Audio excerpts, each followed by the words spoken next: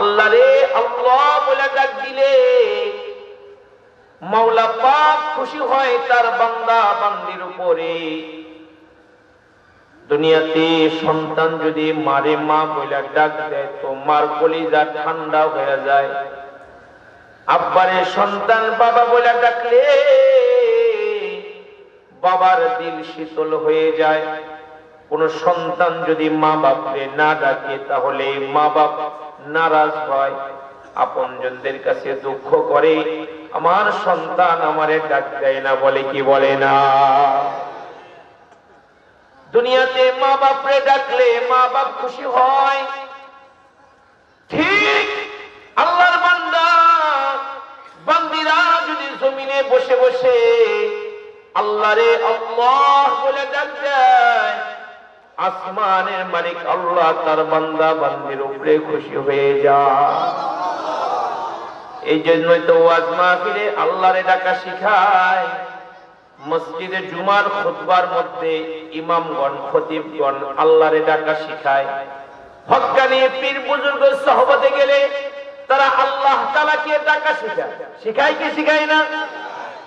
ভালো মানুষের সহবতে গেলে যদি টুপি ছাড়া যাওয়া হয়, অনেক সময় নিজের মাথার টুপি খুলে দেয়, টুপিটা মাথায় দিয়ে বলে কি বলে না? দাড়ি ছাড়া গেলে মুখের মধ্যে হাত বুলায় বলে বাবা দাড়িটা আর কাইতো না। নামাজ চাইরো না, ইবাদত চাইরো না, গুনাহ কইরো না, হারাম খায়ো না, হারাম টাকা ধইরো না। হক্কানি রব্বানি যারা পীর মাশায়েখ তারা বলে কি বলে না? তার মানে তাদের কাছে গেলে তারা আল্লাহ পাকের পরিচয় তুলে ধরে। আর কিছু মানুষের কাছে গেলে যারা নামে আত্মশুদ্ধির মেহনত করে মানুষের আত্মার চিকিৎসা করে নামে, তাদের কাছে গেলে মানুষকে ইবাদত থেকে সরায়, আছে না নাই? তারা বলে এই আমার কাছে মুরিদ হইছস, নামাজ রোজা লাগবে না, নামাজের মতো নামাজ একবার পড়লেই হয়, পর্দা করতে হবে না। এরকম কিছু ভণ্ড তাসাউফের সরদার আছে না নাই? একদল যেমন মানুষকে আল্লাহরে ডাকা শিখায়, আল্লাহর পরিচয় তুলে ধরে, আর এক দল আছে তাদের লিবাস পইরা তাদের মতো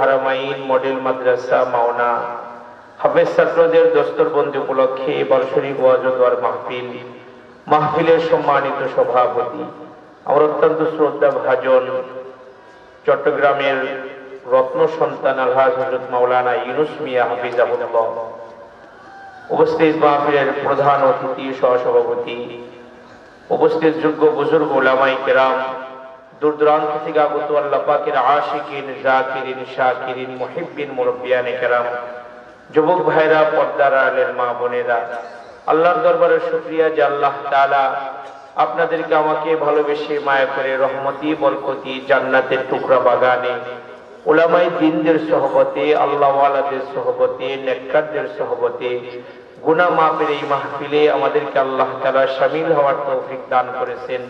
রব্বি করিম আল্লাহর দরবারে শুকরগুজার হই, শুকরিয়া আদায় করি, কালিমাতুশ শুকর পড়ি আলহামদুলিল্লাহ। আমি ব্যক্তিগতভাবে আনন্দিত এই মাহফিল হাজিরা দিতে পেরে। অসুস্থ বদন, তারপরেও এই মানুষটার ভালোবাসার বন্ধনে আবদ্ধ হয়ে সফর করে চলে আসছি, শেষ বাগে বসেছি। দোয়া করুন আল্লাহ তাআলা অল্প সময়ে, রাত বেশি লম্বা না করে অল্প সময় কিছু জরুরি এবং কিছু উপকারী কথা আল্লাহ পাক রব্বুল আলামিন আমাকে আলোচনা করার তৌফিক আল্লাহ দান করেন, বলে না? সবাই পড়ুন সুবহানাল্লাহ, পড়ুন আলহামদুলিল্লাহ, বলুন আল্লাহু আকবার, পড়ুন লা ইলাহা ইল্লাল্লাহ, লা ইলাহা ইল্লাল্লাহ। এই যে তাসবিহগুলো পড়লাম, খুশি হইলেন কে? আমাদের তো তার খুশিরই দরকার। আল্লাহ রে আল্লাহ বলে ডাক দিলে মাওলা পাক খুশি হয় তার বান্দা বান্দির উপরে। দুনিয়াতে সন্তান যদি মারে মা বলে ডাক দেয় তো মার কলিজা ঠান্ডা হয়ে যায়। আব্বারে সন্তান বাবা বলে ডাকলে বাবার দিল শীতল হয়ে যায়। কোন সন্তান যদি মা বাপকে না ডাকে তাহলে মা বাপ নারাজ হয়, আপনজনদের কাছে দুঃখ করে, আমার সন্তান আমারে ডাক দেয় না, বলে কি বলে না? দুনিয়াতে মা বাপরে ডাকলে মা বাপ খুশি হয়। ঠিক আল্লাহর বান্দা বান্দিরা যদি জমিনে বসে বসে আল্লাহরে আল্লাহ বলে ডাক দেয়, আসমানের মালিক আল্লাহ তার বান্দা বান্দির উপরে খুশি হয়ে যায়। এই জন্যই তো ওয়াজ মাহফিলে আল্লাহরে ডাকা শিখায়। মসজিদে জুমার খুতবার মধ্যে ইমামগণ খতিবগণ আল্লাহরে ডাকা শিখায়। হক্কানি পীর বুজুর্গ সহবতে গেলে তারা আল্লাহ তাআলাকে ডাকা শিখায়। শিখায় কি শিখায় না? ভালো মানুষের সহবতে গেলে যদি টুপি ছাড়া যাওয়া হয়, অনেক সময় নিজের মাথার টুপি খুলে যায়, টুপিটা মাথায় দিয়ে বলে কি বলে না? দাড়ি ছাড়া গেলে মুখের মধ্যে হাত বুলায় বলে বাবা দাড়িটার কাইতো না, নামাজ ছাইরো না, ইবাদত ছাইরো না, গুনাহ কইরো না, হারাম খায়ো না, হারাম টাকা ধইরো না। হক্কানি রব্বানি যারা পীর মাশায়েখ তারা বলে কি বলে না? তার মানে তাদের কাছে গেলে তারা আল্লাহ পাকের পরিচয় তুলে ধরে। আর কিছু মানুষের কাছে গেলে যারা নামে আত্মশুদ্ধির মেহনত করে মানুষের আত্মার চিকিৎসা করে নামে, তাদের কাছে গেলে মানুষকে ইবাদত থেকে সরায় আসে না। তারা বলে এই আমার কাছে মুরিদ হইছস, নামাজ রোজা লাগবে না, নামাজের মতো নামাজ একবার পড়লেই হয়, পর্দা করতে হবে না। এরকম কিছু ভণ্ড তাসাউফের সরদার আছে না? একদল যেমন মানুষকে আল্লাহরে ডাকা শিখায়, আল্লাহর পরিচয় তুলে ধরে, আর এক দল আছে তাদের লিবাস পইরা তাদের মতো খানকা সাজায়া তারা মানুষকে ইবাদত থেকে দূরে সরায়, তারা মানুষকে ভুল পথে পরিচালিত করে। বলে দেয় ওরসের মধ্যে গরু মহিষ নিয়েও আর কোন ঝামেলা নাই, আমি থাকতে তোমাদের কোনো চিন্তা নাই, বলে কি বলে না? এক ভণ্ড পীরের কাছে নাকি মহিলারা মুরিদ হয়েছে। তো মহিলারা মুরিদ হওয়ার পরে সব মহিলার মুখ খোলা, বরকা পড়ছে ঠিক কিন্তু মুখটা খোলা। বড়রা বলে যারা বরকা পরে মুখ খোলা রাখে তারা যেন ঘরের জানালা শক্ত করে লাগায় দরজাটা ওপেন করে রাখে। মানুষের চেহারা হলো টার্মিনাল। মানুষের চেহারা দেখলে আমরা চিনি, মানুষের চেহারা দেখলে বুঝি এটা আব্দুল্লাহ, এটা আব্দুল করিম, এটা আলমগীর ভাই, এটা ইউনুস ভাই। আমরা চেহারা দেখলে বুঝি, কথা বলেন ঠিক কিনা আমার ভাইয়েরা? তো সবগুলোর মুখ খোলা, একটা নাকি নিকাব পরা মুখ ঢাকা। ওই দিন নাকি বলে মা সবার মুখ খোলা, তুমি ঢাইকা রাখছো কেন? বলে না আমি খুলবো না। মুখ খোলা বলা না, এটা পর্দা। এই পর্দা আল্লাহ করতে বলেছে, এই নারীদেরকে পর্দা করতে হবে। এটা কি মোল্লার কথা নাকি আমার মাওলার কথা? وقرنا في بيوتكن ولا تبرجنا تبرج الجاهلية الأولى। এটা মোল্লার কথা না, এটা আমার মাওলার কথা। পর্দা করা আল্লাহর হুকুম, জেনে রেখো সবে। বেপরদায় চলিলে পরে জাহান্নামে যাবে, বেপরদায় চলিলে পরে জাহান্নামে যাবে। নারী তুমি ঘরের শোভা থাকবে, তুমি ঘরে। নারী তুমি ঘরের শোভা থাকবে, তুমি ঘরে। রূপকে কেন বিলাও তুমি পর পুরুষের তরে, রূপকে কেন বিলাও তুমি পর পুরুষের তরে, ঠিক না? ওই দিন নাকি বলে মারে তোমার মুখ যদি আমি না দেখতে পাই হাসরের ময়দানে এত মানুষের ভিড়ে তোমারে কেমনে বলবো যে তুমি আমার মুরিদ ছিলা? জোরে বললেন না নাউযুবিল্লাহ। চেহারা দেখার ধান্দা, নারীর চেহারা দেখার ধান্দা, ওটা ভালো পীর হতে পারে না, ওটা শয়তান, ঠিক না? আলহামদুলিল্লাহ আত্মশুদ্ধি সত্যিকারের মেহনত করে নিওয়ালা আছে, যারা মানুষকে ইবাদত শিখায়, যারা মানুষকে ভুল পথ ঠিকাই না মুস্তাকিমের রাস্তায় উঠায়া দেয়, এমন ভালো পীর সমাজ আছে না নাই? আছে না নাই? আমরা তাদের কাছে যাব বাবা, যাদেরকে দেখলে আল্লাহ এবং আল্লাহ রসুলের কথা ইয়াদ হয়। তার কাছে যাব না যে 20 বছর ধরে মুরিদ হইছি, পরিবর্তন নাই, টুপি নাই, দাড়ি নাই, গুনাহ খাতা ছাড়া হয় নাই, এমন পীরের কাছে মুরিদ হয়েছে যে পরিবর্তন আসতেছে না। তাহলে এক কাজ করুন দোস্ত, ফিরে আসুন, তার কাছে যান, যার কাছে গেলে পরিবর্তন ঘটে, তার কাছে যা। আমার এক মুসল্লি বলে হুজুর ওয়াজ তো ভালো বুঝলাম, কিন্তু আমি তো জীবন যৌবন সব সইবে দিয়েছি পিসাব হুজুরের কাছে, এখন কি আমি রিটার্ন করে আসতে পারবো? তো মুসল্লি তো মজা করে বলছি, কেন আপনি কি বিয়া বইছেন এর কাছে? যে গুইরা হন যাবে না, বিয়া বইছেন না এর কাছে? তওবা করেন, ফিরে আসুন বন্ধু। তার পীরের দরবারে শরীয়ত মারিফত গান হয় 7 দিন ব্যাপী। শুরুতে নাকি হুজুর দিয়া ওয়াজও করায়, মিলাদও করায়।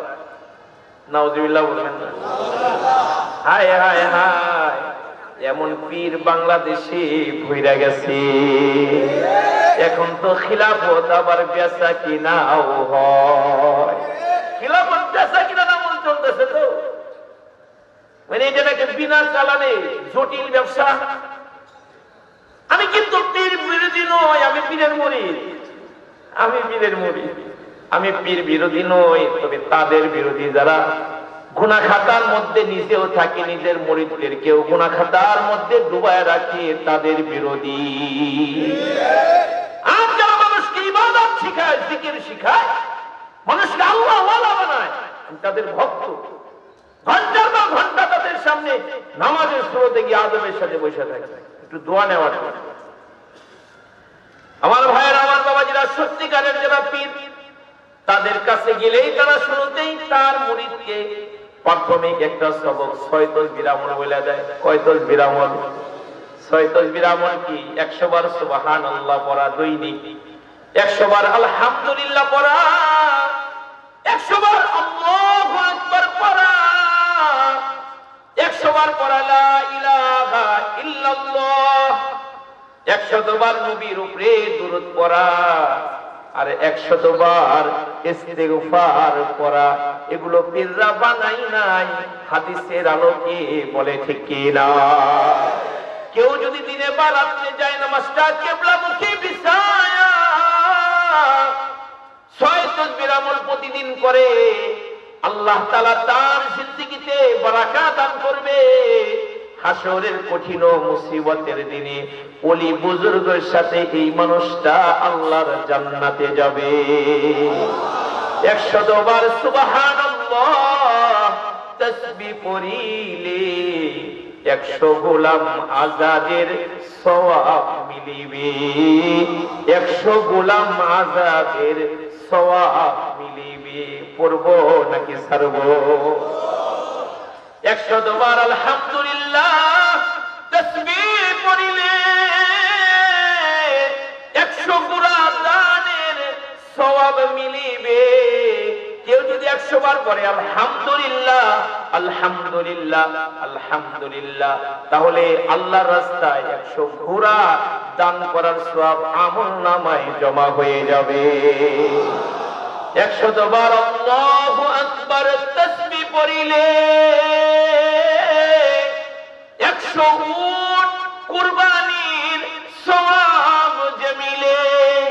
কোন আল্লাহর বান্দা বান্দি যদি দৈনিক 100 বার আল্লাহু আকবার পড়ে, তাহলে আল্লাহ তাআলা তার আমলনামায় 100 উট আল্লাহর রাস্তায় কুরবানি করার সওয়াব জমা করে দেয়।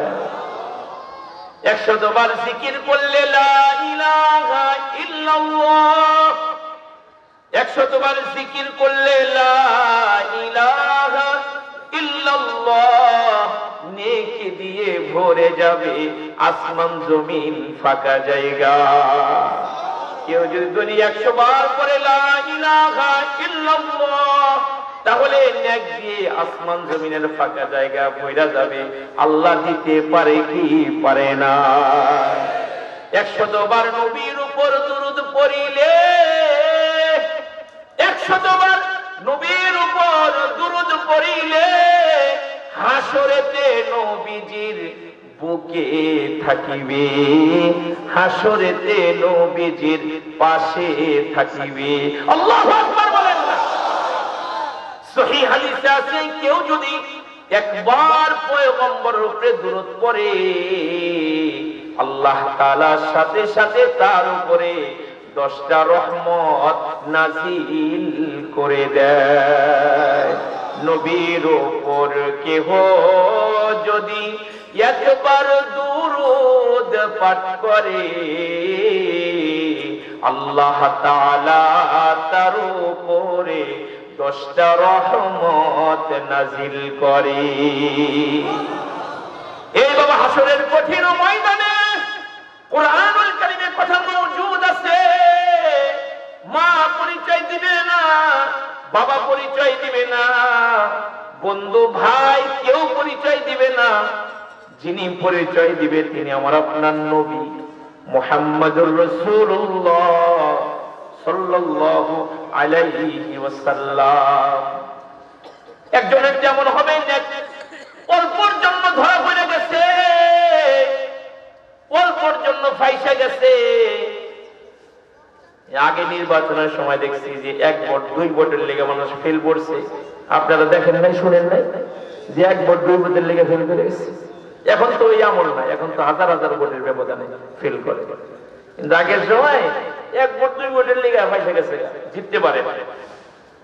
উপমা হাসরের ময়দানে এক নেকির জন্য কেউ ধরা পড়ে যাবে যে জান্নাতে যাইতে পারতেছে না। এমন এক লোক তো আল্লাহর কাছে দরখাস্ত করবে, আল্লাহ একটা নেকির লিগে তো ফাইসা গেছি। দুনিয়াতে মা যে আদর করতো, আব্বাই যে আদর করতো, তো এদের কাছে একটু যাওয়ার ইজাজত দাও না আল্লাহ, তা আমার নেক ম্যানেজ হয়ে যাবে। একটা নেকি তো আল্লাহ নাকি অনুমতি দিয়ে দিবে, যাও দেখো দেয়নি, দেখো দেয়নি। সত্যি দুনিয়াতে আল্লাহ এবং আল্লাহ রসুলের পরে আমাদের যারা সবচেয়ে আপন তারা আমাদের মা বাপ। কথা বলুন ঠিক কি না? তারা তো ওই মানুষ সন্তান অসুস্থ হয়ে গেলে আল্লাহর কাছে বলে, আল্লাহ তুমি আমার বাজার দিয়ে অসুখ কিছু কিনলে, তুমি অসুখটা আমারে দিয়ে বললাম। আমরা বলি কি বলি না? সন্তানের মায়া। শুধু তাই নয়, মশারির মধ্যে যতক্ষণ একটা মশা ঘুরঘুর করে, মা ঘুমায় না, বাবা ঘুমায় না। কেন? এই মশাটা সন্তানকে কামড় দিবে, এটা কোনো দুনিয়ার মা বাবা সহ্য করতে পারে না। কথা বলেন ঠিক কি না?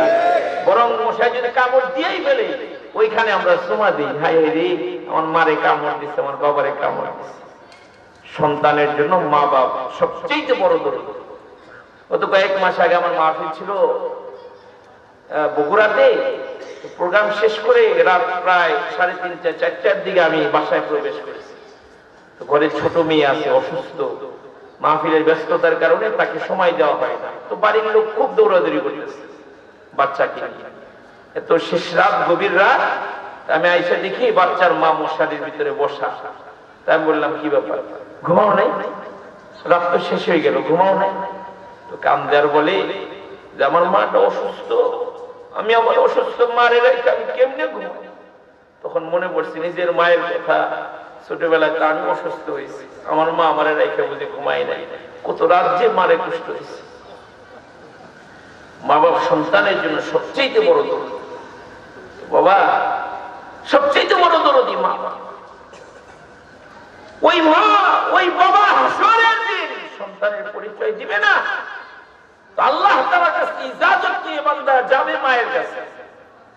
মায়ের কাছে গিয়া বলবে,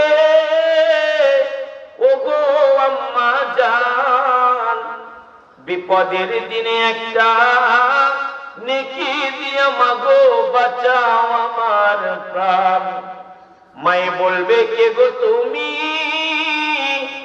আমি চিনি না, দুনিয়াতে ছেলে সন্তান আমার ছিল না। বাবার কাছে গিয়া বলবে ও গো আব্বা জান, বিপদের দিনে একটা নেকি দিয়া বাবা বাঁচাও আমার প্রাণ। বাবাই বলবে কে গো তুমি, আমি চিনি না, দুনিয়াতে ছেলে সন্তান আমার ছিল না। সারা মাঠে ঘুরবে তখন কাঁদিয়া কাঁদিয়া, আপন বিবিকে তখন পাইবে খুঁজিয়া। বিবির কাছে গিয়া বলবে ও গো বিবি জান, বিপদের দিনে একটা নেকি দিয়া বিবি বাঁচাও আমার প্রাণ। বিবি বলবে কে গো তুমি, আমি চিনি না, দুনিয়াতে বিয়ে শাদী আমার হয়েছিল না। সে বলবো বিয়ে হইল কবে, আমার তো মনেই নাই। সবাই অস্বীকার করবে। বাবা আদম সফিউল্লাহ দেখবেন আখির জামানার পয়গম্বর একটা উম্মতকে ফেরেশতারা জাহান্নামের দিকে নিয়ে যায়। আল্লাহ কোরআনে বলে ওয়াসিকাল্লাযীনা কাফারু ইলা জাহান্নাম যুমারা, আল্লাহ পাকের নির্দেশে তাকে জাহান্নামের দিকে নিয়ে যায়, এক নেকির জন্য ধরা পড়ছে। বাবা আদম সফিউল্লাহ চান কপাল উম্মতকে চিনে ফেলবে, এটা তো আখির জামানার নবীর উম্মত। আদম সফিউল্লাহ আমার আপনার নবীকে ডাক দিয়ে বলবেন ইয়া আহমদ, মুহাম্মদ রে দেখ রে বাবা, দেখ করে একটা উম্মতকে ফেরেশতারা দুজকে লয়ে যায়, দেখ কিছু করা যায়। আমার নবী নাকি কোমর শক্ত করে বেঁধে উম্মতের পিছনে দৌড়াবে তাকে একটু সেভ করার জন্য। ফেরেশতারা দাঁড়াবে না, আল্লাহ নিজে ফেরেশতাদেরকে ডেকে বলবে ফেরেশতারা রে একটু দাঁড়া, দেখ পিছন দিক থেকে কে ডাকে। ফেরেশতারা ঘুরে দেখবে হাবিবে কিবরিয়া নবী ডাকতেছে। আল্লাহু আকবার বলেন। আল্লাহ রাসূল বলবে ও ফেরেশতারা কেউ তাকে জাহান্নামের মধ্যে নিয়ে যাও। ফেরেশতারা বলবে আল্লাহর নবী গো নেকার গুনাহ ওজন করা হয়েছে, নেকের পাল্লা হালকা গুনার পাল্লা ভারী, এজন্য জাহান্নামে নিয়ে যায়। আমার নবী ফেরেশতাদেরকে বলবে মনে কিছু নিবা না, আমার চোখের সামনে কি আর একবার একটু পাল্লাটা টান দেওয়া যায়। ফেরেশতারা যখন মিজানের পাল্লা আবার টান দিবে, আল্লাহ রাসূল তাকায় দেখবে সত্যি সত্যি মিজানের নেকের পাল্লা হালকা হয়ে যায়। নবী এক টুকরা কাগজ অথবা অন্য কিছু মিজানের নেকের পাল্লার উপরে রাখবে, রাখতে দেরি হবে, পাল্লাটা ওজনে ভারী হতে দেরি হবে না। আসামির পোশাক খুলে যাবে, হাত করা খুলে যাবে, জান্নাতের রহমতের ফেরেশতা দৌড়ে আসবে তাকে নেওয়ার জন্য। আল্লাহ কুরআনুল কারীমে বলে ওয়াসিকাল্লাযীনা তাকাউ রাব্বাহুম ইলাল জান্নাতি যুমারা, এই আমার বান্দারে স্বাগত জানাতে জানাতে আমার সেরা জায়গা জান্নাতে নিয়ে যাও। ফেরেশতারা যখন জান্নাতের দিকে নিয়ে যাবে, লোকটা কাঁদবে আর বড় ফেরেশতারা একটু দাঁড়াও, আমার এই নিদানের কালে, আমার এই মুসিবতের কালে নির্ঘাত আমি জাহান্নামের আসামি, এত বড় একটু উপকার আমার কি করলো, আমি তো তারে চিনি না, একটু সাক্ষাৎ করার জন্য ছুটি দাও। ফেরেশতাদের হাত থেকে ছুটিয়ে দৌড়িয়ে আমার পেয়ারা নবীর কাছে চলে আসবে, দূর থেকে বলবে কে গো আপনি, আমার এই নিদানের কালে এত বড় একটু উপকার আমারে করলেন। আমার নবী নাকি হাত বাড়ায় দিন, আয় আমার বুকে আয়, বুকের সাথে লাগায় বলবে তুই আমাকে চিনিস না, জন্ম নিয়েছিলি মাওনাতে, শ্রীপুরে, গাজীপুরে, কিন্তু আমি নবীর উপরে সৌতলিহানা মাদ্রাসায় বসে বসে দূরত পড়েছিলি, আমি পয়গম্বরের উপরে দূরত পড়েছিলি, নামাজের মধ্যে দূরত পড়েছিলি, আযানের পরে দূরত পড়েছিলি, আমি নবীর প্রেমে পড়ে মাঝে মাঝে দূরত পড়তে এতটুকু পড়তে সাল্লাল্লাহু আলাইহি ওয়াসাল্লাম। সাথে সাথে একদল ফেরেশতা দূরতটাকে রিসিভ করে মদিনার সবুজ গম্বুজের নিচে এসে বলতো, নবী গো, অমুকের ছেলে অমুক আপনার নামে দুরূদ পড়ছে, আমি ওগুলোকে প্যাকেট করে রেখে দিয়েছিলাম। আজকে যখন দেখলাম তুমি বিপদে পড়ে গিয়েছো, ওই দুরূদ গুলোই তো মিজানের নেকের পাল্লায় যাওয়ার কারণে পাল্লাটা আমার রব আমার আল্লাহ ভারী করে দিল। তুমি জীবন তুমি মরণ, আধার ঘরে তুমি আপন, তুমি জীবন তুমি মরণ, আধার ঘরে তুমি আপন, তুমি মোদের পারের তরি, কঠিন নিদানে তরানিওয়ালা, ইয়া রাসূলুল্লাহ ইয়া হাবিবাল্লাহ ইয়া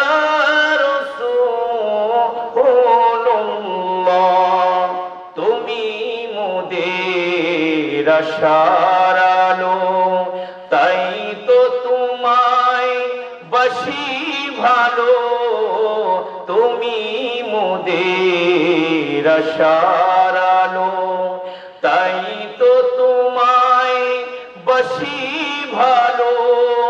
হৃদয় নামের ফুলদানিতে, হৃদয় নামের ফুলদানিতে গেথে রেখেছি প্রেমের মালা, ইয়া রাসূলুল্লাহ ইয়া হাবিবাল্লাহ ইয়া রাসূলুল্লাহ। নারে তাকবীর! 100 বার নবীর উপর দুরূদ পড়িলে হাসরেতে নবীজির পাশে থাকিবে, হাসরেতে নবীজির বুকে থাকিবে। 100 বার আস্তাগফিরুল্লাহ পাঠ করিলে, 100 বার আস্তাগফিরুল্লাহ পাঠ করিলে অতীতের সব গুনাহ ক্ষমা যে হবে, অতীতের সব গুনাহ ক্ষমা যে হবে। এই হলো সাইয়্যিদুল আমল। বুজুর্গরা হাদিসের আলোকে বলে 100 বার সুবহানাল্লাহ, 100 বার আলহামদুলিল্লাহ, 100 বার আল্লাহু আকবার, 100 বার লা ইলাহা ইল্লাল্লাহ, 100 বার প্যারা নবীর উপরে দুরূদ, 100 বার ইস্তেগফার করব নাকি ছাড়ব? আল্লাহর কোরআনে আল্লাহ বলে, ইয়া আইয়ুহাল্লাযীনা আমানু তুবু ইলাল্লাহি তাওবাতান নাসুহা। আল্লাহ তাআলা মুমিনদেরকে ডেকে বলে, ঈমানদারেরা, আমি আল্লাহর কাছে তোমরা তওবা করো। কি তওবা? আল্লাহ বলে বিশুদ্ধ তওবা করো। কি তওবা ভাই? বিশুদ্ধ তওবা। তওবা করলে কি লাভ? আল্লাহর কোরআনে আল্লাহ বলে, ইন্নাল্লাহা ইউহিব্বুত তাওয়াবিন। আল্লাহ বলে, নিশ্চয় আমি আল্লাহ তওবাকারী বান্দাকে ভালোবাসি। ওয়া ইউহিব্বুল মুতাতাহহিরিন। আল্লাহ বলে, অধিক পছন্দ করি অধিক পবিত্রতা অর্জনকারীকে। হযরত বেলাল মদিনার মধ্যে সবচেয়ে গরীব সাহাবী, একটা লুঙ্গি ছাড়া কিচ্ছু নাই। আহা, হাবশা থেকে আসছে নবীর মসজিদের মুয়াজ্জিন বেলাল। নবী মিরাজ থেকে এসে ফজরের নামাজের সময় ইমামের মতো ঘুইরা বসে। আল্লাহর হাবিব বেলালের চেহারার দিকে লক্ষ্য করে বলে, বেলাল রে, কি আমল করিস রে বেলাল? ফরশের মানুষটা আরো সে দেখলাম। বেলাল বলে, নবী গো, তেমন কোন আমল তো আমার নাই, তবে আপনার পাক জবানে শুনছি ওযুর ফজিলতের কথা। এজন্য আমি বেলাল সব সময় ওযুর হালতে থাকি, আর ওযু করার পরে তাহিয়াতুল ওযু 2 রাকাত নামাজ আমি বেলাল পড়ি। আমার রাসূল বলেন বেলাল রে, তুই গরীব হলে কি হবে, তুই কালো হলে কি হবে, তুই যে আমার মাওলার কাছে অনেক ভালো। আল্লাহ তওবাকারী বান্দাকে ভালোবাসে, পবিত্রতা অর্জনকারীকে ভালোবাসে। বলে আমার রাসূল বলেন, তোমরা তওবা থেকে কেন দূরে থাকো? আমার পয়গম্বরের আগেও কোনো গুনাহ নাই, পরেও কোনো গুনাহ নাই, বেগুনাহ মাসুম নবী। তারপরেও আমার রাসূল প্রতিদিন শতবার আল্লাহর কাছে তওবা করেন। কেন করেন? গুনাহ তো নাই, তালিমান, উম্মতকে শিক্ষা দেওয়ার জন্য। আমি রাসূলের কোনো গুনাহ নাই, তারপরেও শতবার তওবা করে। আর তোমরা তো গুনাহগার, তোমরা কি পরিমাণে তওবা করবা হিসাব মিলাও। জামার মধ্যে ময়লা লাগলে এটাকে ওয়াশে দেওয়ার জন্য বেকার হয়ে যায়, এটাকে ধোয়ার জন্য অস্থির হয়ে যায়। অনেক সময় খাবার খাওয়ার সময় যদি জুঠা কাপড়ে লেগে যায়, অনেক সময় খাবারের প্লেট রাইখে আমরা উঠে যাই, কলের পাড়ে যাই, পানির কাছে যাই, যে এটা যদি দাগ বসে যায় এটা সমস্যা হবে, সাদা জামা। তো অনেক সময় আমরা খাবার রেখে উঠে যাই। হাই রে, গুনার ময়লা দিয়ে যে কলস নাপাক বানায় রাখছি, এটা ধোয়ার জন্য, তওবার পানি দিয়ে ধোয়ার জন্য দিল বেকার আর হয় না। কথা বলেন ঠিক কি না? কত গুনাহ করে বসে রয়েছি, আল্লাহ কাউরে জানতে দেন না, সব রহমের চাদর দিয়ে ঢাইকা রাখছি, কাউকে তিনি জানতে দেন না।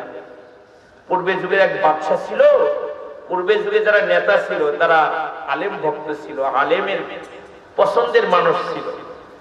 আলেমকে তারা কদর করত, ইজ্জত করত, সম্মান করত, আলেমকে পাইলে শ্রদ্ধা করত, ভালোবাসার হাতছানি আলেমের দিকে বাড়াইয়া দিত। পূর্বের যুগে যারা রাজা বাদশা ছিল, বর্তমান যারা রাজা বাদশা তারা আলেম বিদ্বেষী, সবাই না, কিন্তু সিংহভাগ একটা জামাত আলেমদেরকে দেখলে বাঁকা নজরে দেখে। আছে না নাই? আছে না নাই? টুপিওয়ালা, দাড়িওয়ালা, পাঞ্জাবিওয়ালাদেরকে দেখলে তারা ভিন্ন নজরে দেখে, মনে করে এগুলো খয়রাইদের দল, কাঠমোল্লার দল। আসলে মৌলবীদেরকে যারা ছোট মনে করে এরা ভুল করে। কথা বলেন ঠিক কি না? আমার ভাই, আমি উপজেলার নাম নাই বললাম, আমি কয়েকদিন আগে মাহফিলে গিয়েছিলাম, ওই উপজেলার চেয়ারম্যান আমার জুতা নিয়ে টানাটানি শুরু করছে। পরে বললাম, চেয়ারম্যান হুজুর আপনি এটা কি করতেছেন, ছেলেরা আছে তো? বলে না হযরত, আমি একজন আলেমের খিদমত করতেছি।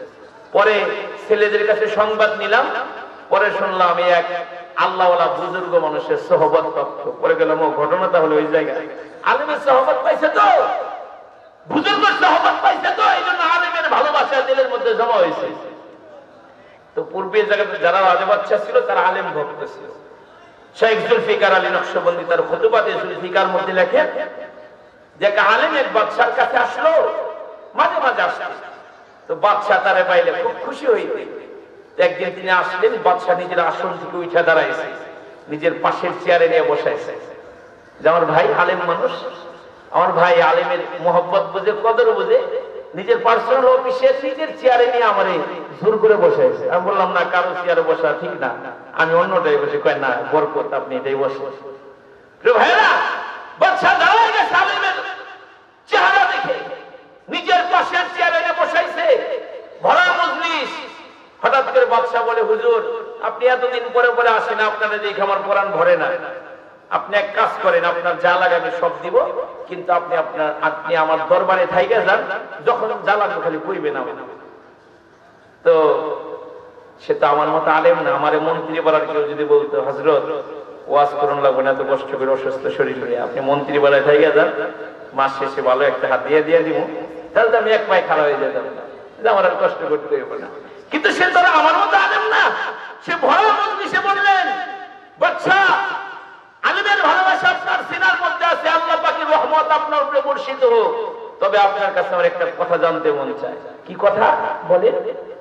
তো আলেম বলে, আমি যদি আপনার রাজ্যে একবারে চলে আসি, আসার পরে যদি আপনার রাজ্যের কোনো মেয়ের সাথে আমি জেনায় লিপ্ত হই, তাহলে আপনার পদক্ষেপটা কি হবে? বাদশা রাগে টইটুম্ব ঝাঁঝালো কণ্ঠে বললেন, আপনারা তো ভালো মানুষ মনে করতেন, আপনি তো খারাপ লোক। এরকম করে ঝাঁপানি দেওয়া শুরু করলো। আলেম যখন দেখলো, বাপরে বাপ, সে তো অনেক রাগ হয়ে গেছে গা, তখন এবার আলেম আর একটা গুলি করে দিল, বাদশা আমি এখনো আপনার দরবারে আসি নাই, আর জেনার কাজটাও আমি করি নাই, শোনার পরে যেই পরিমাণে রাগ হয়েছে মনে আমার শেষ করে ফেলেছে। কিন্তু বাদশাহ, আমি এমন এক বাদশার কাছে থাকি, আমার এমন আহকামুল হাকিমিন বাদশার নিকট আমি থাকি, আমার হাজারো গুনাহ দেখার পরেও তিনি আমার অক্সিজেন বন্ধ করে দেয় না, তিনি আমার খাবার বন্ধ করে দেয় না, তিনি আমার দেহটা অচল করে দেয় না। বলেন না, আমি এমন বাদশার দরবার চাইরা কেমনি আপনার কাছে আমি চলে আসি? আপনি অপরাধের কথা শুই না, আমি করি না, এত রাগ। আর তিনি আমার হাজার গুনাহ দেখার পরেও তিনি রহমের চাদর দিয়ে ঢাইকে রাখছে, কাউকে তিনি জানতে দেন না। ও দোস্ত, আমার গুনার খবর যদি আমার বন্ধু মহলের কেউ জানতো, খোদার কসম বন্ধুত্ব ক্যান্সেল করে দিত। মা জানলে প্লেটে ভাত দিত না, আব্বা জানলে টাকা পয়সা দিত না, গ্রামের মানুষগুলো জানলে দূর দূর করে গ্রাম থেকে বের করে দিত, ঠিক কি না? কত গুনাহ করে বসে ছিল। আল্লাহ বলে, ও বান্দা, তুমি গুনাহ করছো, শয়তানের ধোঁকায় পড়া, তাহলে এক কাজ করো, তুমি তওবা করো। তওবা করলে আমি আল্লাহ তোমার জীবনের গুনাহ মাফ করে দিব। ফকিহ আবুল্লাহ সমরকান্দি রাহমাতুল্লাহি আলাইহি তানবিহুল গাফিলিন নামক এক কিতাব আছে। এই কিতাবে সুন্দর এক ওয়াকিয়া এনেছে, ঘটনা আনছে যে নবীর জলিল কদর সাহাবী হযরত ওমর রাদিয়াল্লাহু আনহু একদিন নবীর দরবারে যাইতেছে, দেখি রাস্তার মোড়ে এক নওজোয়ান হাওমাও করে কান্না করতেছে, চিৎকার করতেছে। হযরত ওমর লোহার মতো শক্ত মানুষটা তার কান্না দেখে মুমির মতো নরম হয়ে নিজেও কেঁদে ফেললেন। কিছু মানুষের কান্না দেখলে নিজের চোখেও পানি চলে আসে, কথা বলেন ঠিক কিনা ভাই? নিজের চোখেও পানি চলে আসে। তো হযরত ওমর তো গরম মানুষ, কিন্তু যুবকের কান্না দেখে নিজেকে কন্ট্রোল রাখতে পারে না, নিজেও কেঁদে ফেলেছে। হযরত ওমর জিজ্ঞাসা করে, নওজোয়ান, কাঁদো কেন? তোমার কি হয়েছে বলো? যুবক কান্দে আর বলে, নবীর সাহাবী, আমি মারাত্মক অনেক বড় একটা ভুল করে ফেলেছি, গুনাহ করে ফেলছি। তুমি কি একটু আমাকে নবীর দরবারে নিয়ে যাবা, আর আমার হয়ে কি একটু সুপারিশ তুমি করবা? হযরত ওমর নবীর দরবারে চলে গেল। নবীর সামনে নামাজের সুরতে হযরত ওমর বসা, ওমরের চোখে পানি। আমার মায়ার নবী জিজ্ঞাসা করলেন, ওমর, কি হয়েছে, কাঁদো কেন? হযরত ওমর রাদিয়াল্লাহু আনহু বলে, ওগো আল্লাহর নবী, রাস্তার মোড়ে একজন নওজোয়ানের কান্না দেখে নিজেকে কন্ট্রোল রাখতে পারি নাই। আল্লাহর হাবিব বললেন, যাও নওজোয়ানকে আমার দরবারে নিয়ে আসো। যুবককে পয়গম্বরের দরবারে হাজির করলো। আল্লাহ রাসূলের সামনে বসে বসে যুবক কান্না শুরু করলো, কান্না করতে লাগলো। আল্লাহ দোস্তমান, যুবক রে, কাঁদিস কেন, তোর কি হয়েছে? যুবক কাঁদে আর বলে, নবী গো, আমি মারাত্মক অপরাধ করে ফেলেছি, গুনাহ করে ফেলেছি। আল্লাহর দোস্ত বলেন, নওজোয়ান রে, আল্লাহ পাকের কুরসি বড় নাকি তোমার গুনাহ বড়? যুবক কাঁদে আর বলে, নবী গো, আমার গুনাহ বড়। আল্লাহর রাসূল বলেন, যুবক রে, আল্লাহ পাকের আরশ বড় নাকি তোমার গুনাহ বড়? বলে, ইয়া রাসূলুল্লাহ, আমার গুনাহ বড়। আল্লাহর রাসূল বলেন, এই যুবক, তুমি কি মানুষ হত্যা করেছো? না গো আল্লাহর নবী, আমি মানুষ হত্যা করি নাই। আল্লাহর নবী বলেন, তুমি কি শিরক করেছো? না গো আল্লাহর নবী, আমি শিরক করি নাই। আল্লাহর নবী বলেন, তাহলে এমন কি অপরাধ তুমি করেছো যার কারণে তুমি এত অনুতপ্ত হইছো, এত লজ্জিত হইছো? এবার যুবক কান্দে আর বলে, নবী গো, 3 বছর হয়ে যায়, আমার বদ অভ্যাস, আমি কাফনের কাপড় চুরি করি। মহল্লার কেউ মারা গেলে অথবা পাশের কেউ মারা গেলে রাতের আধারে আমি কবরস্থানে গিয়ে কবরের মাটিগুলো সরায়া, বাঁশের খোল সরায়া, বাঁশের ছাউনি উঠায়া, লাশের দেহ থেকে কাফনের কাপড়গুলো টাইনা টাইনা খুইলা বাড়িতে এনে ওটাকে সুন্দর করে ধৌত করে বাজারে নিয়ে বিক্রি করি, ওই টাকা দিয়ে সংসার চালাই। কয়েক বছর হয়ে গেল। আল্লাহর নবী গো, কয়েকদিন আগের কথা, আনসারী একজন যুবতী নারীর ওফাত হলো। আমার অভ্যাস অনুযায়ী আমি রাতের অন্ধকারে কবরস্থানে চলে গেলাম গো নবী। কবরস্থানে গিয়ে ওই মহিলার কবরের মাটিগুলো সরাইলাম, বাঁশের খোল সরাইলাম, বাঁশের ছাউনি সরাইলাম। তারপরে ওই যুবতী নারীর দেহ থেকে কাপড়ের কাপড়গুলো টাইনা টাইনা খোলা আরম্ভ করলাম। শয়তান আমার মাথার উপরে আবার ভর করলো। একটু আগে দাফন করা হয়েছে, দেখ কত সুন্দর। আল্লাহ নবী গো, আমি শয়তানের ওয়াসওয়াসায় পড়া যুবতী লাশের সাথে আমি জানার মতো অপকর্ম করলাম। জোরে বলেন না নাউজুবিল্লাহ।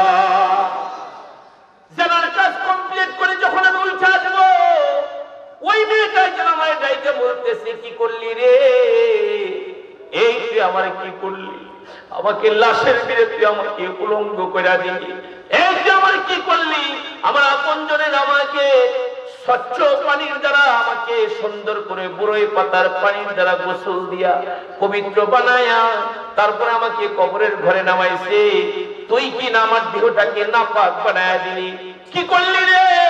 হাসরের কঠিন ময়দানে মুসিবতের দিনে বিপদের ওই দিনে আমাকে নাপাক দেহ নিয়ে আমার মাওলার সামনে দাঁড়াতে হবে। যুবক কান্দার বলেন, নবী গো, ওই মেয়েটাই যেন এই কথা বলতেছিল, আমার কানে বাজতেছিল, চিৎকার করে কবরস্থান থেকে বাইরে আসছি, এত বড় অপরাধ করছি গো নবী, আল্লাহ বুঝি আমারে ক্ষমা করবে না। আল্লাহ নবী বর্ণনা শুনে নিজেও কান্না শুরু করলো। আল্লাহ নবী বললেন, হাই রে, মানুষ এরকম অপরাধ কেমনে করে, সত্যিই তো তুমি অনেক বড় ভুল কইরা ফেলছো। আল্লাহ রাসূল যখন বলেছেন তুমি অনেক বড় অপরাধ করছো, যুবক নবীর সামনে থেকে দৌড় দিছে, নবীর পাক জবান দিয়ে যদি কোনো বদদুয়া বাইর হয়ে যায় আমি ধ্বংস হয়ে যাব। যুবক দৌড়ায় পাহাড়ের চূড়ায় গিয়ে অবস্থান করছে, কান্না শুরু করছে, খালেস তওবা, বিশুদ্ধ তওবা করা আরম্ভ করছে। একদিন দুই দিন নয় বাবা, টানা 40 দিন কন্দন করছে, চোখের পানি পড়তে পড়তে চোখের নিচ দিয়া গা হয়ে গিয়েছে, গোশতগুলো শুকায়া চামড়াগুলো হাড্ডির সাথে লেগে গেছে, এমন তওবা করছে, এমন চোখের পানি ফেলছে। আল্লাহ পাক রব্বুল আলামিন জিবরাইল আমিনকে পাঠিয়ে দিয়েছে তার বন্ধুর কাছে। আল্লাহ যা বলছে জিবরাইল তাই বলে তার নবীর কাছে। এবার জিবরাইল আইসা আল্লাহর নবীরে বলে, নবী গো, সারা দুনিয়াতে যত মাখলুকাত আছে সব মাখলুকের রিজিকের মালিক কে? আল্লাহর রাসূল বলেন, আমি সহ সব মাখলুকাতের রিজিকের জিম্মাদার আল্লাহ। জিবরাইল বলে, নবী গো, কেউ যদি ভুল করে অনুতপ্ত লজ্জিত হয় মাপ চায়, তারে ক্ষমা করে কে? বলে আল্লাহ। জিবরাইল বলে, নবী গো, ওই যে লাশের সাথে জানা করে অনুতপ্ত হয়ে আপনার কাছে আসছিল, আপনার দরবার থেকে দৌড়ায়া পাহাড়ের চূড়ায় গিয়ে এমন বিশুদ্ধ তওবা করছে, এমন চোখের পানি ফেলছে, আল্লাহ পাক রব্বুল আলামিনকে বাউ করে ফেলছে, আমার আল্লাহ তার পিছনের সব গুনাহ মাফ কইরা দিছে। তওবাকারী বান্দাকে আল্লাহ ভালোবাসে, তওবাকারী বান্দাকে মাওলা ভালোবাসে। ও দোস্ত, এতক্ষণ পর্যন্ত এই কথাগুলো আপনাদের সামনে আরজ করলাম তওবা নিয়ে। এই কথাগুলো কোন যুবকের হৃদয়ে যদি টাচ লেগে থাকে, না আমার রাসূল শতবার তওবা করতেন, আমারও তওবা করা দরকার। ও বন্ধু, মাদ্রাসার প্রিন্সিপাল হুজুরকে গিয়ে বলতে হবে না হুজুর আমারে তওবা করান।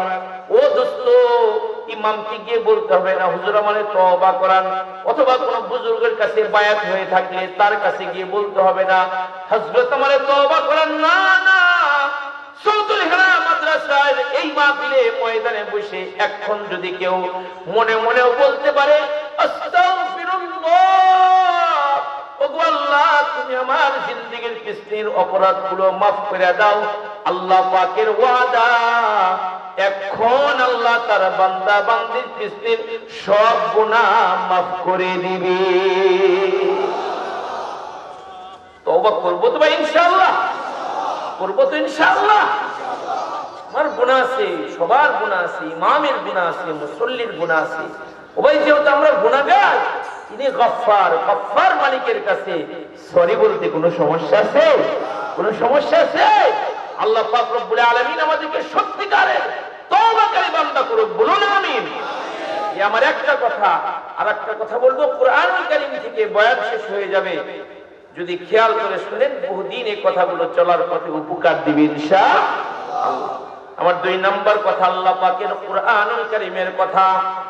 আল্লাহ তাআলা আইনামা তাকুনু ইউকুমুল মাউত ওয়ালাউ কুনতুম ফি বুরুজিন মুশাইয়াদা।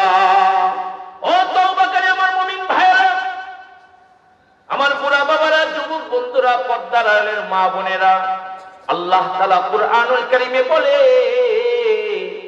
এই তোমরা যেখানেই থাকো না কেন, মাওনায় থাকো, শ্রীপুরে থাকো, গাজীপুরে থাকো, ঢাকায় থাকো, লন্ডনে থাকো, চাঁদের দেশে থাকো, যেখানেই থাকো না কেন, মৃত্যু তোমাদেরকে খুঁজে বের করবে। তোমরা যদি সুদূর দুর্গের মধ্যে গিয়ে অবস্থান করো, আজরাইল তোমাকে আমাকে ওইখানে গিয়ে বের করবে, ওইখানে গিয়ে আপনার আমার জান তিনি বের করবে। তবে তিনি কখন আসবে জানি না, জানেন কে? কুরআনুল কারীমে আল্লাহ বলেন, কার মরণ কখন হবে, কোন জায়গায় হবে, এটা গোপন, এটা সিক্রেট, কেউ জানে না, আল্লাহ জানে। ইন্নাল্লাহা ইনদাহু ইলমুস সাআহ ওয়া ইউনাজ্জিলুল গায়থা ওয়া ইয়া'লামু মা ফিল আরহাম ওয়া মা তাদরি নাফসুম মাযা তাকসিবু গাদা ওয়া মা তাদরি নাফসুম বিআইয়ি আরদিন তামুত। আল্লাহ তাআলা বলেন, পাঁচটা বিষয়কে আমি গোপন রাখছি, পৃথিবীর কাউকে জানতে দেই নাই। এক নাম্বার, কিয়ামত কবে হবে দুনিয়ার কেউ জানে না, কে জানে? আওয়াজ করে বলো। দুই নাম্বার, কোন জমিনে কখন বৃষ্টি হবে পৃথিবীর কেউ জানে না, একজন জানেন, তিনি কে? তিন নাম্বার, মায়ের পেটের মধ্যে ছেলে বাচ্চা নাকি মেয়ে বাচ্চা, ওটা কি পাগল নাকি জ্ঞান সম্পন্ন, পৃথিবীর কেউ জানে না, একজন জানেন, তিনি যেন কে? বর্তমান মেডিকেল চিকিৎসা সংগ্রাম করে বলতে পারে ছেলে বাচ্চা নাকি মেয়ে বাচ্চা। ও বন্ধু, তখন বলতে পারে যখন কিছু করা যায় না। যদি জানতো আগে যে 3টা মাইয়ার পরে 4 নাম্বারটা মাইয়া আসতেছে, তাহলে ট্রাফিক পুলিশ দাঁড় করাই দিত, ওরে আসতে দিত না। যদি জানতো 3টা ছেলের পর আরেকটা ছেলে হইতেছে মেয়ের আশা, তাহলে ওরা আশা বন্ধ করে দিত। যদি কেউ জানতো সন্তানটা পাগল হবে, ওরে দুনিয়া আসতে দিত না। আল্লাহ বলে, মায়ের পেটের মধ্যে ছেলে বাচ্চা নাকি মেয়ে বাচ্চা, ওটা কি জ্ঞান সম্পন্ন নাকি পাগল, দুনিয়ার কেউ জানে না, আমি আল্লাহ জানি। 4 নম্বর, আমার নসিবে আগামীকাল কি আছে জানি না, কে জানে? আওয়াজ করে বলেন।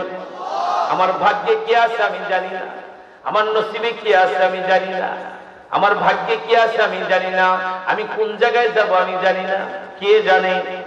কে জানে? এমন জায়গায় যাই গিয়ে বলি, ভাই আজকে যে জায়গা আসো কল্পনাতেও ছিল না রে ভাই, আবার তুমি এত কিছু খাওয়াইবা, কল্পনাতেও ছিল না। আমরা বলি, আল্লাহ তাআলা ও কথাটাই বলে, আগামীকাল তোমার নসিবে কি আছে বান্দা তুমি জানো না, তুমি জানো না, আমি তোমার রব জানি।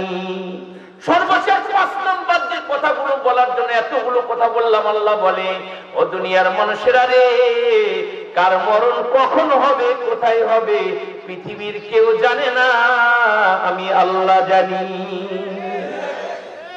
কারো মরণ যদি বিদেশে লেখা থাকে, বিমান ভাড়া করে হলে বিদেশ যাইতে, হায়াত লেখা কপালে কপালে, মরণে লেখা পায়, যার যেখানে মরণ রে ভাই, সে সেখানে যায়। আমরা যারা এই ময়দানে আছি, 100 বছর আগে আমরা এখানে কেউ ছিলাম নাকি? 100 বছরে কেউ আছে না জায়গায়? 100 বছরের থাকার কথা নাকি? আবার 100 বছর পরে আমরা এখানে কেউ থাকবো নাকি? আচ্ছা না, আল্লাহ দয়া করে 100 বছর হায়াত দিল না, 100 বছর না, 150 বছর দিল, তারপরেও মরণ আছে না নাই? 150 বছর নয়, কাউরে আল্লাহ 200 বছর হায়াত দিল, তারপরেও মরণ আছে না নাই? 100 বছর বাঁচলেও মন 200 বছর নয়, 200 বছর পরেও যদি মরে যেতে হয়, তবে মরণেরই জয়, মরণেরই জয়, ঠিক না? একে পাতিলের মধ্যে ভাত রান্না হয়, ও বাপ খেয়ে বাবা দিন দিন বুড়া হয়ে যাইতেছে, সন্তান জোয়ান হইতেছে। এই খেলা কে খেলে? কে খেলে? এক সেকেন্ডের নাই ভরসা, বন্ধ হয়ে যাবে যুবক বন্ধু সব রং তামাশা। কত প্ল্যান প্রোগ্রাম আমাদের, অথচ মসজিদের কোনার পালকি আমার আপনার জন্য অপেক্ষা করতেছে। আজ মরলে কাল 2 দিন হয়ে যাবে, ঠিক কি না? আমরা কেউ মরতে চাই না, কেউ বুড়া হোক এটাও চাই না।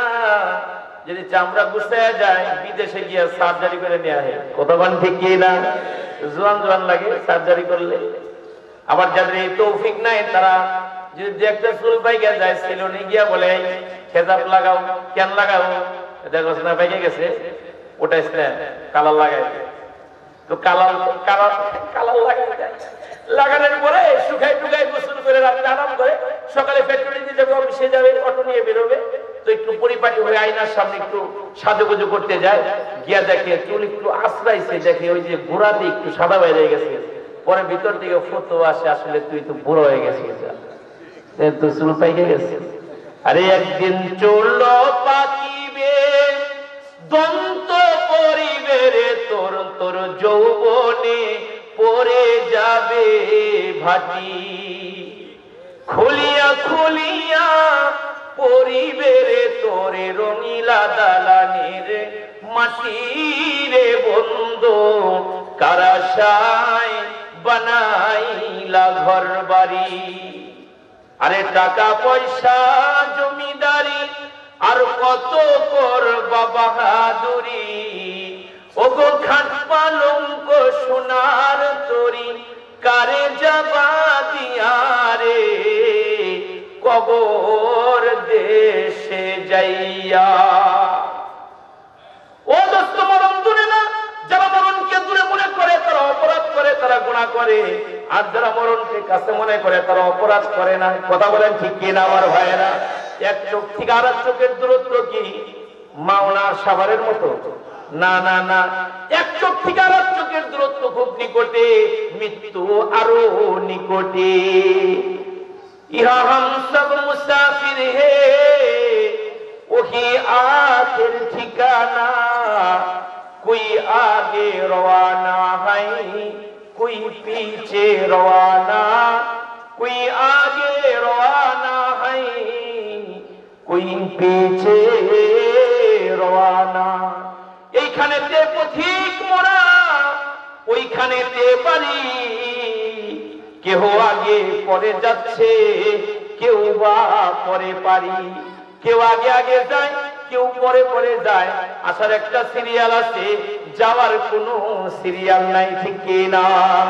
এ দুনিয়া মুসাফির খানা ভাইজান, জানো না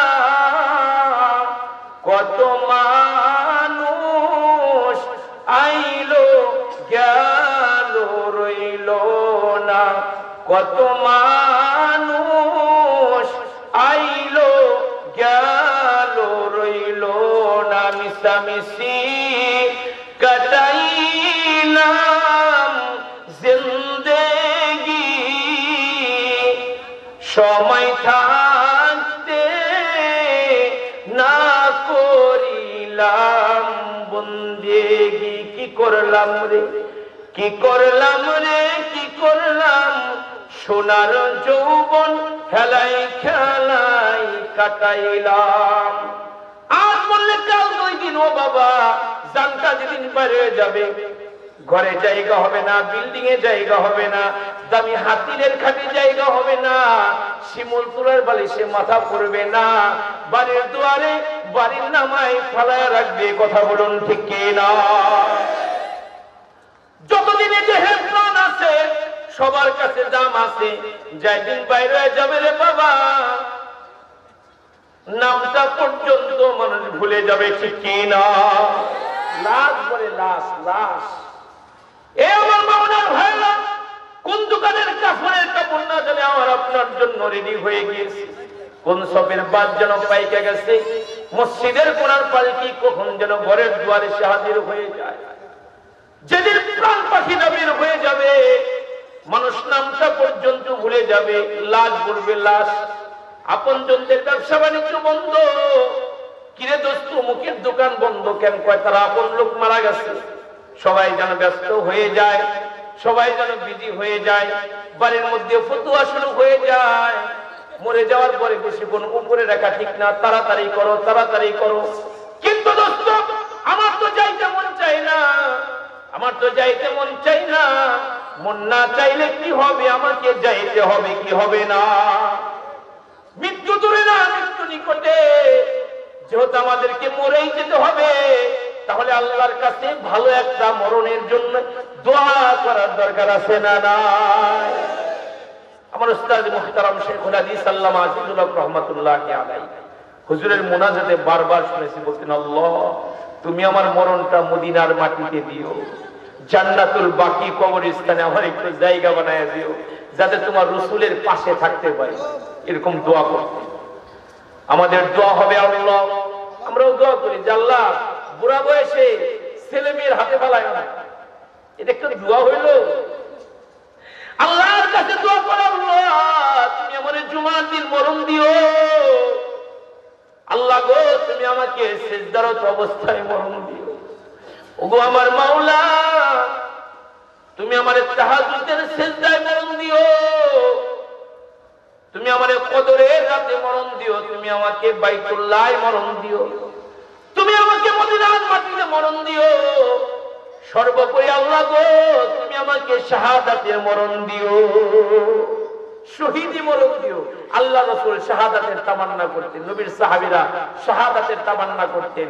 মুমিনের মৃত্যুর এই কথা আল্লাহর কাছে দোয়া করে, আল্লাহ তুমি আমার মরণটাও শহীদি মরণ দিও।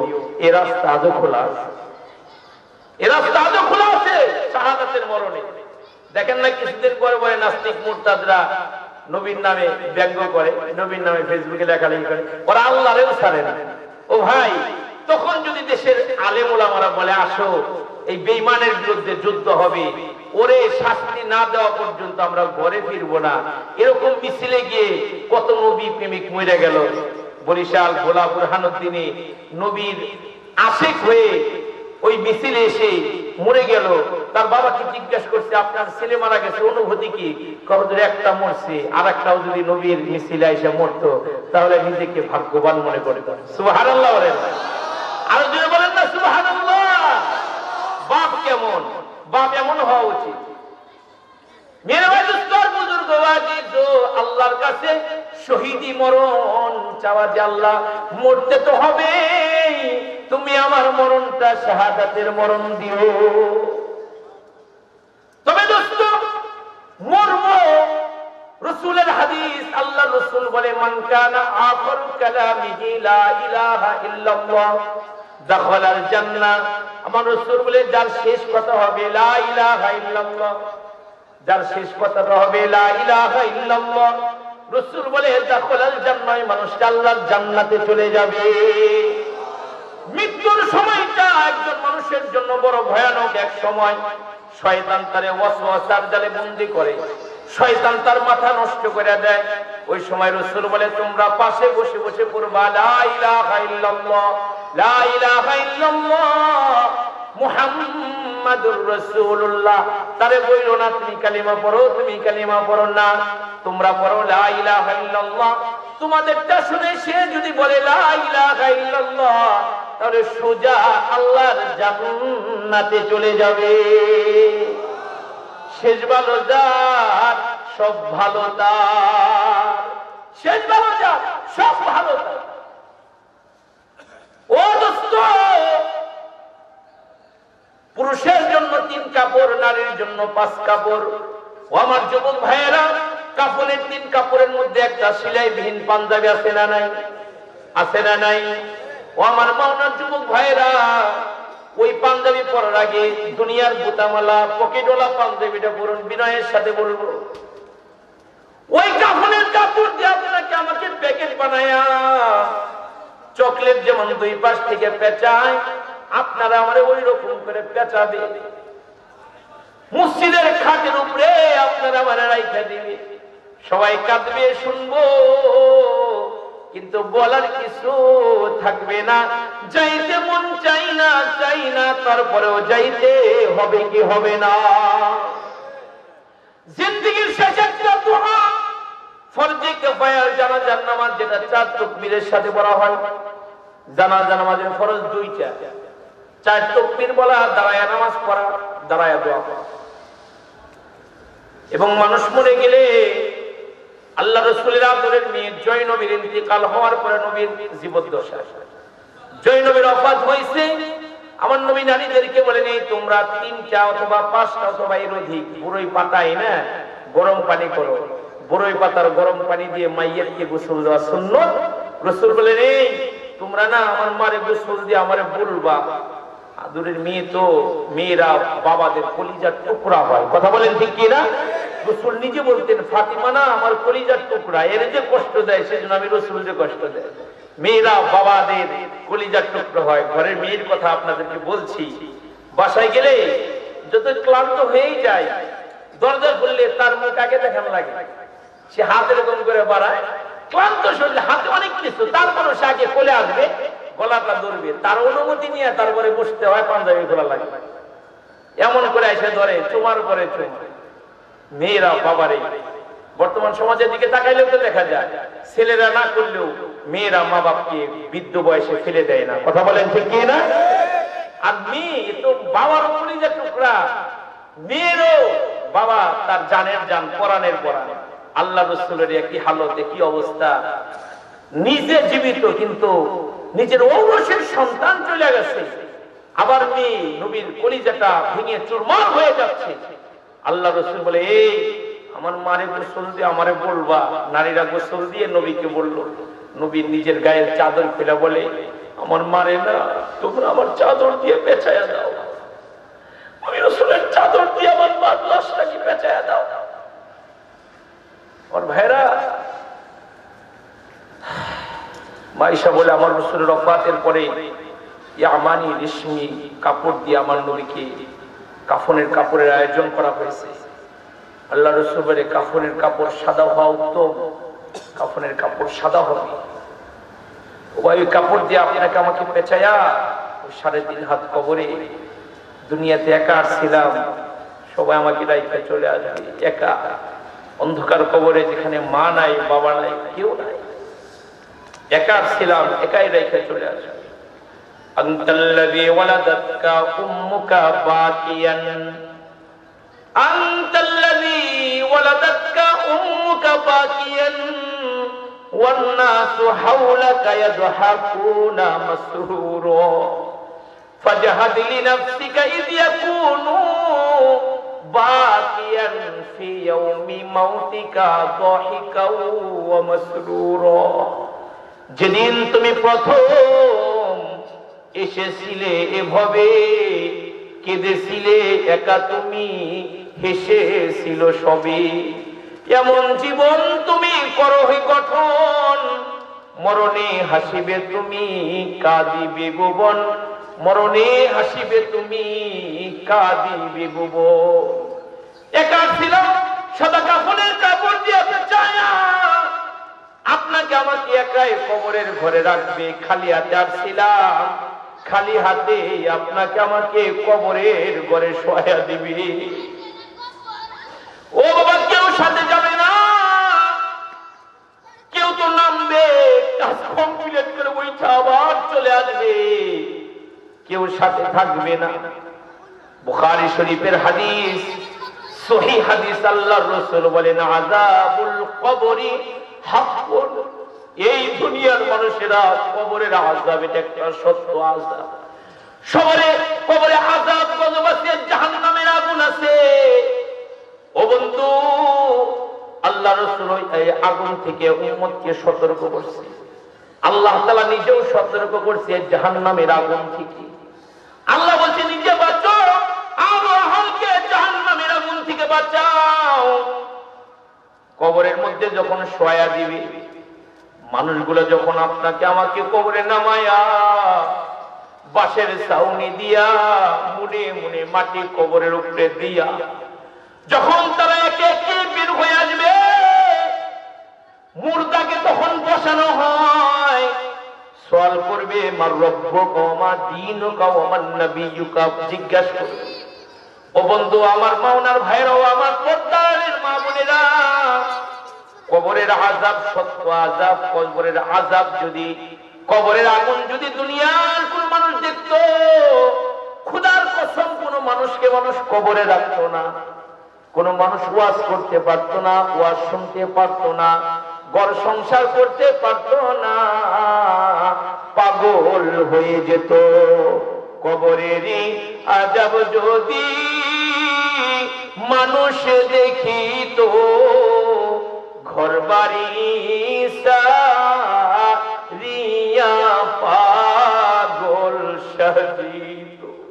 সাপে কাটবে, গুর্জ মারবে, হাইরে মনোহায়, আগুন জ্বলবে গুনাহগারের কলিজায়, আগুন জ্বলবে গুনাহগারের কলিজায়।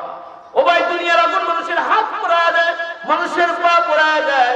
খোদার কসম আল্লাহর রাসূল বলে, জাহান্নামের আগুন মানুষের কলিজা পোড়ায়া দিবে, কলিজা পোড়ায়া দিবে জাহান্নামের আগুন। এই দুনিয়াতে যত মানুষের কবরে খারাপ আলামত দেখা গিয়েছে, সবগুলোর ব্যাকগ্রাউন্ড খুঁজতে দেখা গিয়েছে তারা তওবা থেকে বেখবর ছিল, তারা মৃত্যু থেকে বেখবর ছিল, তাদের কবরে আযাব গজব দেখা গিয়েছে। আর যত কবরে ভালো আলামত দেখা গিয়েছে, তাদের ব্যাকগ্রাউন্ড মুতাআলা করলে দেখা গিয়েছে সবগুলো তওবাকারী ছিল, সবগুলো জিকিরকারী ছিল, সবগুলো মৃত্যুর স্মরণে নিজেকে ডুবায় রাখতো। যত কবরে ভালো আলামত দেখা গিয়েছে সবগুলোর অবস্থা এরকম। এজন্য আমার ভাই, ও আমার বোন, আমার বাবা, তওবা থেকে নিজেকে দূরে রাখবো না, আমি শুদ্ধ তওবা আল্লাহর কাছে করব। এই আমার 1 নাম্বার কথা ছিল। আমার 2 নাম্বার কথা, মৃত্যু আমাদের দূরে না, মৃত্যু আমাদের নিকটে, মৃত্যু আমাদের নিকটে, তবে কবে জানি না। কাদেরে কুদরত তুদারি হর সে খাহি আপনি, মুর্দারা তো জান বখশি জিন্দারা বেজাকুনি, মুর্দারা তো জান বখশি জিন্দারা বেজাকুনি। সক্ষমতার উৎস তিনি, যা ইচ্ছা তা করে, তাহার হাতে মরণ বাচন সবই তিনি পারে, তাহার হাতে মরণ বাচন সবই তিনি পারে। বন্ধু, কবে মৌত আসবে জানি না, তবে আমাদেরকে তৈরি নেওয়ার দরকার আছে না নাই? ধরে বলেন, আছে না নাই? ওয়ালিকুল্লি উম্মাতিন আজাল, فإذا جاء أجلهم لا يستأخرون ساعة ولا يستقدمون।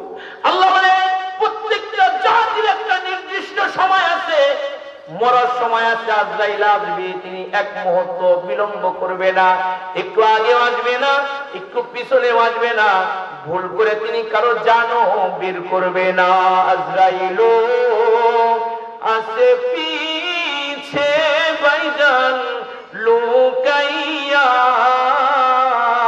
হায়রে কোন দিন জানি কাকে নেই গো ধরিয়া, কোন দিন জানি কাকে নেই গো ধরিয়া। যার মরণ যেমন করে লেখা আছে মরণ হবে। অনেকে মোটর সাইকেল চালাতে গিয়ে মরে যায়, খোদার কসম সে যদি জানতো হুন্ডায় উঠলে গাজীপুর চৌরাস্তায় গিয়ে অ্যাক্সিডেন্ট করে আমি মরে যাব, তাহলে তাকে রশি দিয়ে বেঁধেও তার হুন্ডার উপরে উঠানো যেত না, কারণ সেও মরতে চাই না, ঠিক না? আমরা কেউ মরতে চাই না, সে তো মরতে হবে। আর মরণের জন্য একটা তৈয়ারি গ্রহণ করবো ইনশাআল্লাহ। আগামী রবিবার সবে বরাত। আগামী রবিবার কি? আগামী রবিবার হুজুরকে নিয়ে আসার জন্য বিনয়ের সাথে অনুরোধ জানাচ্ছি। হুজুরকে নিয়ে আসেন। আগামী রবিবার দিনগত রাত লাইলাতুন নিসফে মিন শাবান, শাবান মাসের মধ্য রজনী 14 তারিখ দিবাগত রাত শবে বরাত।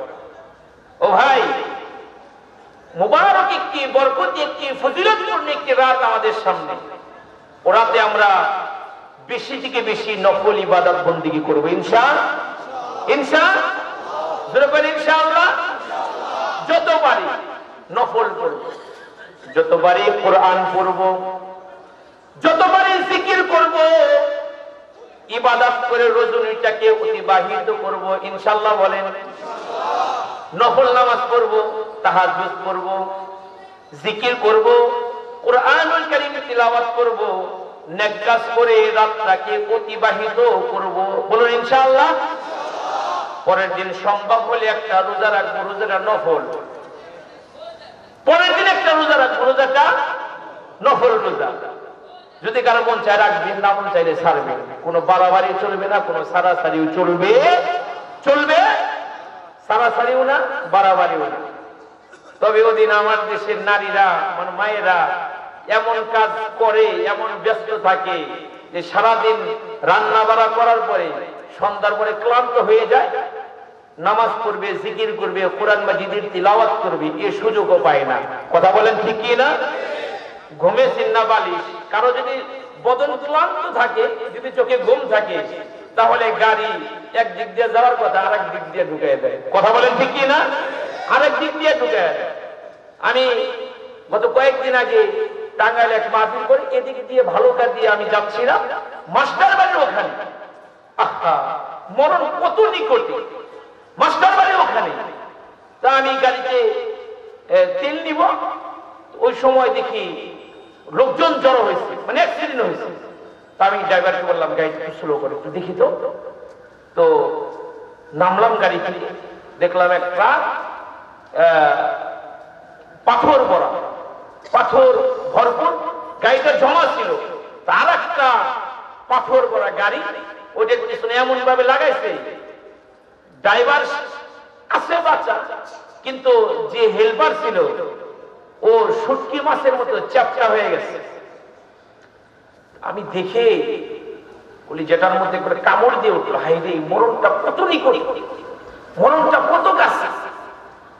ফায়ার সার্ভিস আসছে, গাড়ির দরজা কেটে তাদের কাছে অনেক অত্যাধুনিক কি আছে, পাওয়ার মেশিন, কেসির মতো, ওইটা দিয়া তারা প্রেসার দিতে লাগলো। আর দরজাটা ভেঙে তারপরে তার পা বের করতে পারতেছিল ড্রাইভার, পরে খুব কষ্ট করে বের করলো। তার অবস্থা খুবই খারাপ। আমি তাকে একটু আদর করলাম, মাথায় ফু দিলাম। আর ওই ছেলেটাকে তো দেখতে দিল না, ওইভাবে করে ঢেকে ফেললো।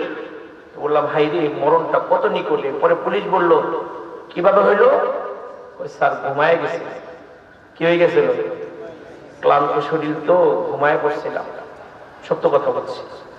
তো আমি বুঝাইতে চাই, নারীরা সারাদিন ব্যস্ত থাকলে তাদের তো বদন ক্লান্ত হয়ে যাওয়াটাই স্বাভাবিক। পরে তারা ইবাদত বন্দেগী আর করতে পারে না, তারা ঘুমিয়ে যায়। আমি বলবো এমন ক্লান্ত কেন হব যে ক্লান্ত হইলে রাতে ইবাদত করা যায় না?